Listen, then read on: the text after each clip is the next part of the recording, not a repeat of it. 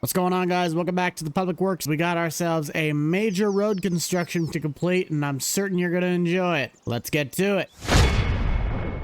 Since our last encounter, we have officially gotten funding, not to drive the 7.3, but to take the road grader out to that strip of road and others around it, heading to the co-op that are going to be paved. Over the last few weeks, we've been kind of getting prepared for said projects by investing in a new gooseneck trailer and some other cheap equipment, bulldozer, that can really help get this project underway. But my main goal is to clear off all of that old excess gravel in preparation for the bulldozer to be able to clear a nice clean path so when the asphalt guys get here, they can lay a perfectly flat road. Let's do ourselves a favor, get the blade down on the ground, and start pushing the gravel off to the side. If you guys can remember back to the original episode, a massive storm swell came through and basically washed out this road, and we tried to do a quick patch fix with laying down a whole new layer of gravel. Well, the truck traffic just keeps getting worse and worse on its way to get grain sold, and this homeowner has sadly been the one who suffered the most just trying to get in and out of their own property. You guys can just see the amount of damage that lies underneath, but for the most part, the rock is just destroyed, and there's no real hope of fixing this unless we're able to flatten it back out and just repave it. I think one more pass going back ought to clear it out. If you guys enjoyed the Public Works series and you love to continue seeing projects like this and more, be sure to head down below, possibly consider smashing that like button, and maybe even subscribing. Now that the roads are cleared off, let's go and get our bulldozer loaded up so we can start leveling out the road and the pavers can start making their way to the job site. We used to have that really big GMC, and I actually sold that for this International. The problem with it is that that bed sat way too high, and I just couldn't find any trailer that had a tall enough neck on it that was able to accommodate that bulldozer. So after getting a little bit of money for it, we went and got this on an auction, and now we have the capabilities to tow heavy while also still staying relatively ergonomical. However, we're going to need to start looking into expanding another shop because we're running out of space to put all of our stuff.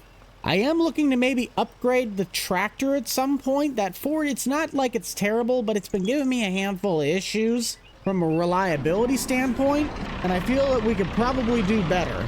The 100C Farmall, the 6110R from Deere, a 7810 from Deere, or New Holland TL85E. So drop down to the comments and let me know out of those four options, which one would you take? Get this thing lined up straight. And we are off to the races. And if you guys have not seen this dozer blade in action yet, they gave it an option that pretty much makes the entire width of the front blade a plow. So it gives it a really, really smooth look. I'm just going to park on a shoulder because it's about the only place that I can fit. We got a long way to go because we got to go all the way from this piece of pavement way down to this intersection. My little dot's there. But this intersection and then all the way from there to the highway. This whole thing is getting blacktopped and start making a road. My goal by doing this is you guys can see how far down this is digging. Once we lay the really thick layer of rock and asphalt, that will then compact down to be the same level as the road around it. And I think if we run over that rock with this blade, it should technically get rid of it. This is going to be a wide road. Yes, it does delete it. I just saw it on the left side of the blade. I'll leave that for the moment and try and come back. Road construction around railroad tracks is always finicky because you can't necessarily shut down an active rail line, especially for a small community like this. That dozer feature it's really cool. I get it, we're technically just making a field, but that's one of the more realistic ways I've ever seen somebody use the plow feature. There's the main section. Just turn off the make fields and I can get rid of the gravel. This is gonna be a long stretch of road. The rest of the main road is done. Now we just gotta tear up the one in between the anhydrous fill-up and the elevator. This is pretty much just a straight shot, and I think we're actually gonna be widening the road a little bit. That's another big reason why they wanted us to just pave it, because it got real annoying with these big semis trying to make turns and drive on these really narrow roads. We'll just try and get as much of the lane on our way back. And I would think by this point I could call the asphalt company out so they can start getting the road paved. So we'll check back with you guys to overview the layout and where we go from here. 2 hours later. Man, oh man, that took a while, but these guys are now finally stationed up. We're going to be the one that takes back the dump truck to go and get the asphalt.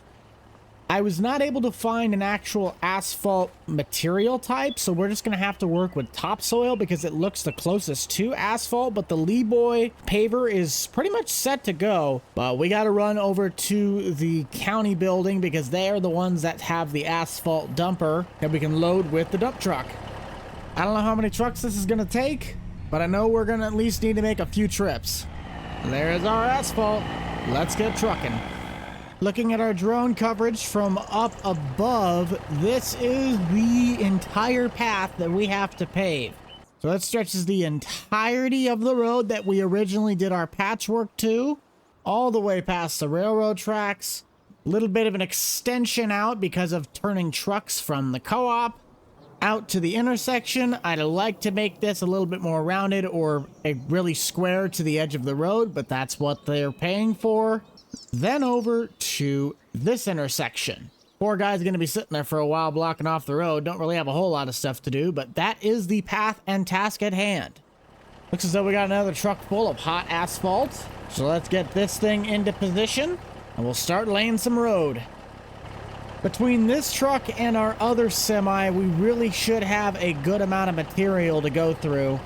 I just wish that I actually could get asphalt. That would make the cherry on top of this entire thing. What's crucial about this is that if I can get it to match, I literally think the topsoil should give me a layer that is just as tall as the road. So when I run the roller over the top of it, that guy right there, we can get a relatively smooth surface of a road. Kind of like this, but with the topsoil on top instead of the dirt. Paver on. Let's go.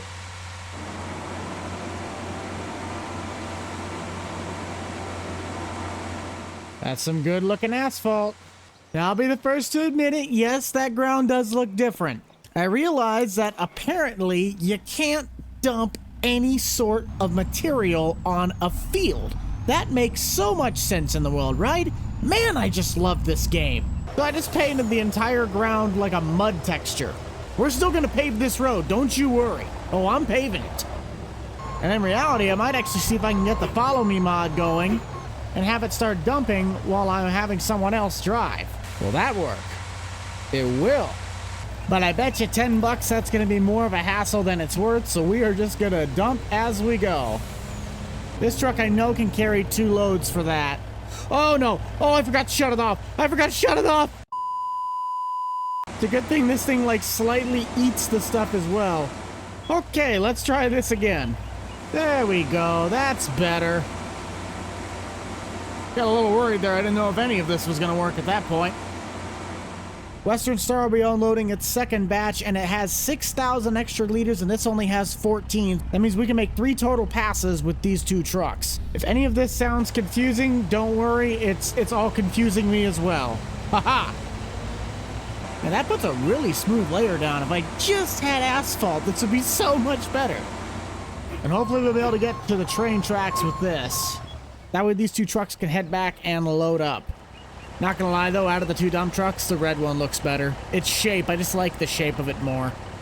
I'm full, they're empty. Let's get paving. I don't know about y'all, but that is a nice looking road. Holy cow. It's also a very wide road. I'll say this, it's taken a little bit to figure out how to actually work this system, but now that I kind of got it rolling, this thing looks amazing. Like, this blacktop looks good.